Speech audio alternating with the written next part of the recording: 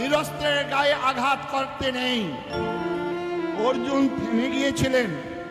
পিছন থেকে কর্ণ, পিছন থেকে কৃষ্ণ অর্জুনকে বলছে, অর্জুন কর্ণকে বলো, যেই দিন পাশা খেলায় অন্যায় ভাবে পরাজিত করেছিল, সেই দিন কর্ণ তোমার ধর্ম কোথায় ছিল? কর্ণ যেই দিন দ্রৌপদীকে উলঙ্গ করার চেষ্টা করছে প্রকাশ্য রাজসভায়, তখন তোমার ধর্ম কোথায় ছিল কর্ণ? ইহবাহ্য মাত্র 14 বছরের বালক অভিমন্যু, সেই অভিমন্যুকে তোমরা সপ্তরথী ঘিরে হত্যা করেছিলে কর্ণ, তখন তোমার ধর্ম কোথায় ছিল অর্জুন? অস্ত্র হাতে নাও, এই সুবর্ণ সুযোগ। এটাই হিন্দুর শিক্ষা। এই শিক্ষাটা আমাদের গীতা থেকে আমরা গ্রহণ করিনি। নিঃসন্দেহে দ্বাদশ অধ্যায় আছে, শীতোষ্ণ সুখ দুঃখেষু সমসঙ্গ বিবর্জিত, তুল্য নিন্দা স্তুতির মৌনী, সন্তুষ্ট যেন কেনচিত, যৌন হৃষ্যতি ন দেশটি ন সচৌতি ন কাংসতি। এগুলো ভক্তিযোগ। ভক্তিযোগটা হচ্ছে দ্বাদশ অধ্যায়। এটাকে ভক্ত যারা আছেন মনে রাখতে হবে। প্রথমে আপনার শুরু হলো দ্বিতীয় অধ্যায় দিয়ে যুদ্ধ করা, শক্তির কথা বলা হলো। এটাই হচ্ছে আমাদের গীতার থেকে শিক্ষা গ্রহণ, কুরুক্ষেত্রের থেকে শিক্ষা গ্রহণ। এবং সেখানে কৃষ্ণ যুদ্ধ করবেন না, অস্ত্র ধারণ করবেন না প্রতিজ্ঞা গ্রহণ করেছিল। বিশ্বের প্রবল প্রতাপের কাছেও কৃষ্ণ ভগবানকেও তার প্রতিজ্ঞা ভঙ্গ করে অস্ত্র ধারণ করতে বাধ্য হয়েছে।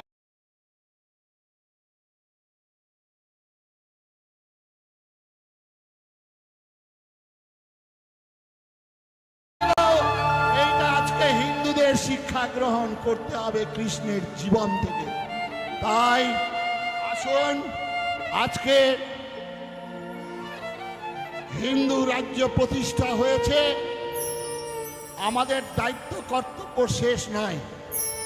আমাদের প্রত্যেককে ধর্মকে বুকে আঁকড়ে ধরতে হবে। ধর্মহীন যদি হয়ে যায় আমরা পশু হয়ে যাব। তাই ধর্মই আমাদের মূল কথা। এখানে ভগবান কৃষ্ণ মহাভারতের শিশুপালকে 100 বার ক্ষমা করেছিলেন। এটা হচ্ছে হিন্দু ধর্ম। আর হিন্দুত্ব 100 বার যখন পেরিয়ে গিয়েছিল তখন শিশুপালকে হত্যা করছে। এটাই হচ্ছে হিন্দুত্ব। ভগবান রামচন্দ্রের জীবন, ভগবান রামচন্দ্র তো বনবাসে গেলেন পিতার সত্য রক্ষা করার জন্য, সঙ্গে ভাই গেলেন, স্ত্রী গেলেন। এটা হচ্ছে হিন্দু। আর যখন স্ত্রীকে হরণ করলো সীতাকে মা, আর রাবণের সঙ্গে লড়াই, এটা হচ্ছে হিন্দুত্ব। আজকে জয় শ্রীরাম বলে আজকে বাংলার আকাশ বাতাস মুখরিত। জয় শ্রীরাম যদি আপনারা বলবেন, তাহলে রামচন্দ্রের আদর্শটাকে একটু গ্রহণ করবেন। ভগবান রামচন্দ্র তিনি কি করেছিলেন?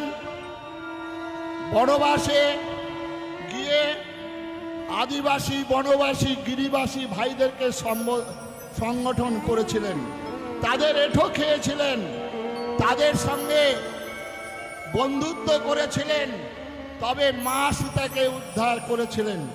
তাই ভগবান রামচন্দ্র আজকে যারা বাঁকুড়া, পুরুলিয়ার এত অঞ্চলের মানুষ, আজকে আপনারা বেশিরভাগই এখানে গ্রামের গরিব মানুষ, আদিবাসী বনবাসী ভাইদের আজকে সংগঠন করেছেন আমাদের মাননীয় অশোক সেন, এখানকার বিশিষ্ট মানুষরা, তাদের ধন্যবাদ জানাই।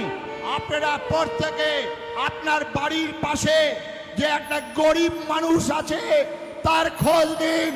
প্রত্যেকে যারা উদ্যোগপতি আছেন, যাদের ঘরে অর্থ আছে, আদিবাসী গ্রামে চলুন, তাদেরকে সাথে নিন, তাদের সঙ্গে দাঁড়ান, তাদের সহযোগিতা করুন, তবেই মা সীতা উদ্ধার হবে, নচেত উদ্ধার হবে না।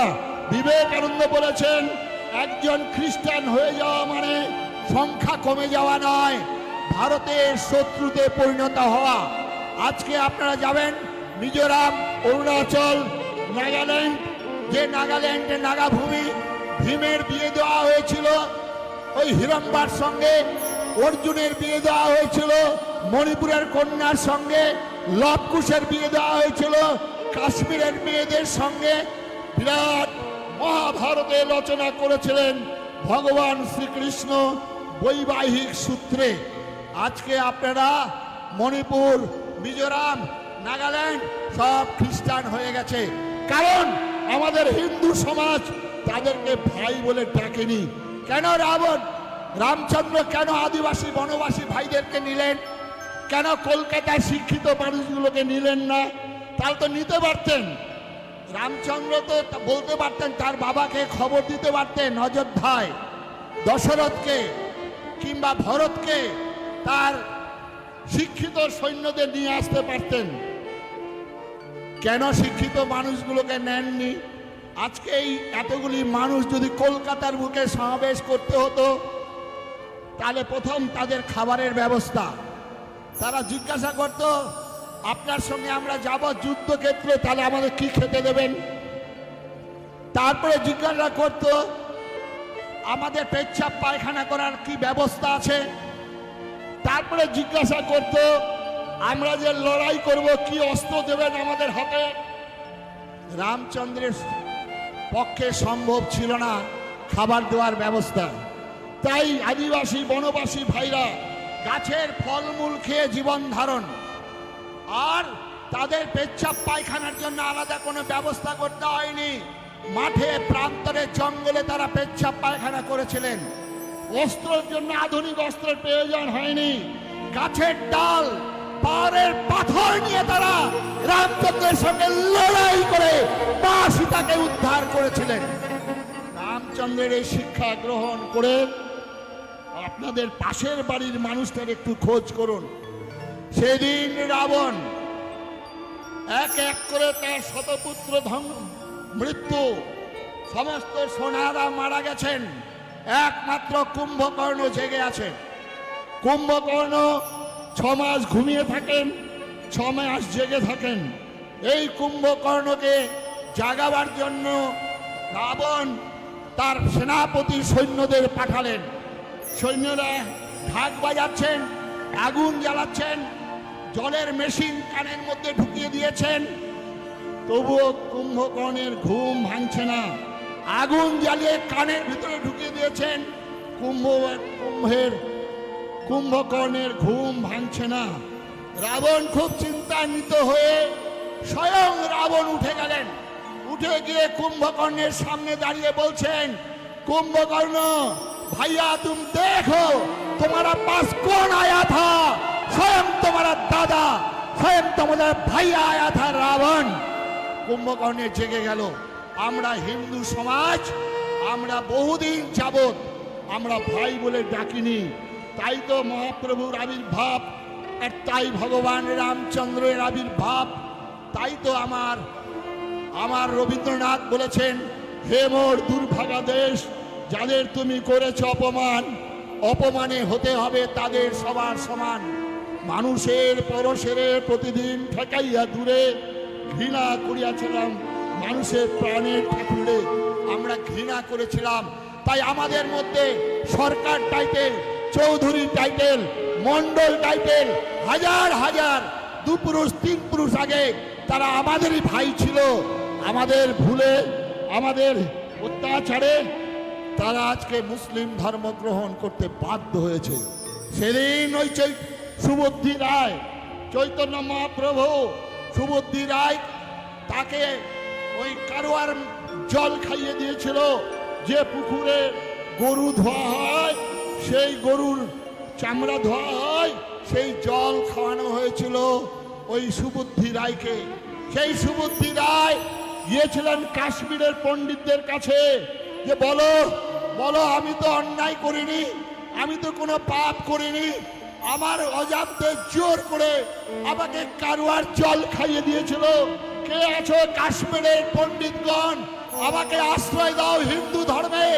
সেই দিন পণ্ডিতরা বলেছিল, রায় সুবুদ্ধি রায়, তোমার মুখে 5 পুয়া গরম ঘি ঢেলে দিতে হবে, দিলে তবে তুমি শুদ্ধি হবে। মুসলমানরা তবু তো বাঁচিয়ে রেখেছিল। আমার হিন্দু পণ্ডিত সেদিন গরম ঘি খাইয়ে দেওয়ার জন্য বলেছিল, জীবন্ত মেরে দেওয়ার কথা বলেছিল। এই সুবুদ্ধি রায় গেলেন কাশী ধামে। কাশী ধামে গিয়ে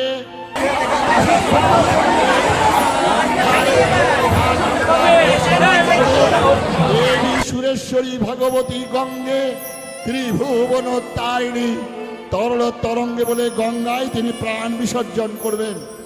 আর মহাপ্রভু সেই দিন তাকে বলছেন, সমগ্র পৃথিবীর মানুষ যদি তোমাকে ত্যাগ করে সুবুদ্ধি রায়, আমি চৈতন্য মহাপ্রভু আমার বুকে তোমাকে আশ্রয় দিলাম। এই বলে তিনি হিন্দু সমাজকে একতাবদ্ধ করেছিলেন।